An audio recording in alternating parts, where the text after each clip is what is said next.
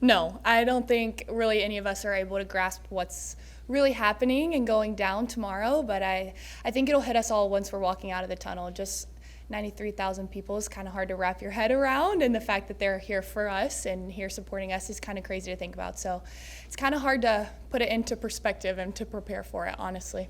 Have you seen the tunnel? I mean, you haven't been to a Nebraska football game before, too. Have you seen it? Have you heard from other people about it? What have they told you about the tunnel walk? A little bit. I really don't have a ton of knowledge on it. I haven't been to a Nebraska football game, so this will be my first time seeing people in Memorial Stadium, and I'll be the one playing, so it's kind of weird to think about it that way. But, I mean, I'm a newbie just like the freshmen, so I'm kind of figuring it out and learning as I go, too. So I've heard a little bit, but definitely haven't seen it, been a part of it, or anything like that yet. Yeah, Merritt, just the fact that you get to be a part of this day, your first season as a Husker, did you ever think you would be experiencing something like this? No, not at all. I lucked out coming at this time. I think everything happens for a reason, and I truly believe that, but it is such an honor to be a part of it. And, you know, I think this team as a whole is super grateful for the opportunity that we do have, and I think it just speaks a lot about Nebraska as a whole, the state and our athletic program and the volleyball program here, and how much support that we do have. So I have to give a lot of credit to the state and the program as a whole, but it's a super cool opportunity, and I'm so grateful to be a part of it. Merritt, as a captain, how have you and Lexi and kind of the coaches been trying to help, settle in the expectations and the emotions of the day? Yeah, I mean, we're just treating it like it's another game day. Obviously, it's a very big deal, but at the end of the day, our goal is to win the match tomorrow. So we're just going into it like it's any other game day, and we've played volleyball our whole life, so not much is changing in that aspect of kind of how we prepare, just remaining calm, making sure that we're all grateful and understand the opportunity that we do have, but also at the end of the day, it's another volleyball match, so that's kind of how we're going at it. So. But it's an outdoor match. Mm-hmm. How do you prepare for that aspect of kind of getting ready for, I don't know if there's different style, and how do you prepare for the outdoor aspect of it? Yeah, we'll see tonight at practice. We haven't played outside since beach season. I think beach will help us a ton just because we do have that experience playing outside. Obviously, it's very different, but we have played volleyball outside before. Every single person on the team has, so I think we'll kind of lean on that a little bit, but we'll find out tonight. We have our first practice, so we'll kind of see how it is playing with 6 people outside on a Terraflex court, not in the sand, things like that. We'll kind of figure it out as we go. Are you planning to wear any sweatbands, have a towel on your sunglasses, or anything else? I'll definitely have towels because I sweat a ton indoor, so I'm not ready for how much I'm going to sweat outside, and I'll have to completely change in between the 2 sets. So we'll see. We'll be prepared. Some people are bringing some sunglasses, things like that, but for the most part, we'll look pretty normal like we do inside. How surreal was it to see your court just sitting out there in the middle of the stadium? Like, it is a little surreal just Yeah. sitting down on it like that. Yeah, no, it's crazy. And like I said, it's really hard to put into perspective. We've been talking about it for so long, and you just kind of think of it like, oh, like 6 months away, 4 months away, like we still have a long time, and now it's tomorrow. So it's kind of weird to think about. And like I said, I really don't think it's going to hit most of us until we walk out there tomorrow to go play. But it's just an amazing opportunity for us and for women's sports in general, and just the sport of volleyball. Volleyball is growing a ton in the U.S., and I think this is one big stepping stone for volleyball, but also women's sports in general. So I think it's a great opportunity, and like I've said before, we're just so grateful to be a part of it. Is your family picking the trip, and if they are, how excited are you for them to experience something like this? Yeah, my mom, dad, and some of my uncles and cousins and grandparents are going to be able to come, which is really exciting because they haven't been able to make it so far this fall. So I'll be able to see them for the first time, and for them to be able to share this experience with me is really cool. And I don't know, I feel like I'm going to be telling my kids about it one day, and so for my parents to be there as well, and just for my family to be able to be here with me while something so crazy, and we're making history, so it's really cool for them to be here and to be a part of it with me. Merritt, this is a date that a lot of people have been looking forward to since it was announced, and class is canceled tomorrow, and you might set the record for the largest attended women's sporting event in U.S. history. Have you guys grasped the gravity of what might actually be happening tomorrow?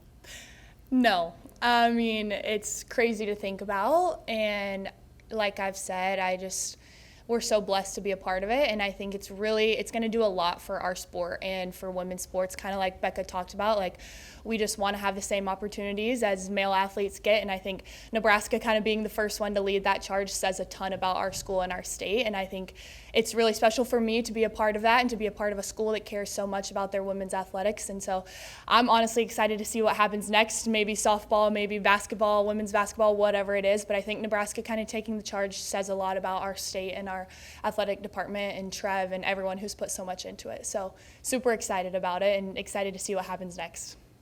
I asked Becca about the communication piece of it, but as a captain, how do you maybe build on what she was talking about, that direct, concise communication, knowing that like the crowd will obviously try to be as quiet as it can when it needs to be, but it's going to be hard with that many people to be.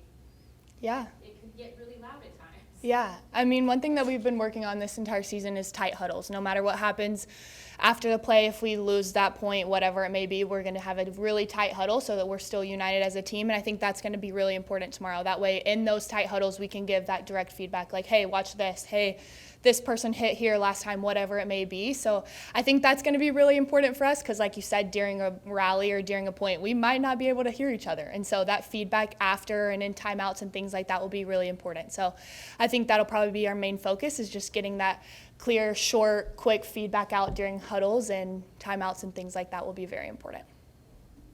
This is still a regular season match. I mean, you still have a Big Ten title, a national championship title you're chasing. What do you think you can take from tomorrow's event to carry on through the rest of the season?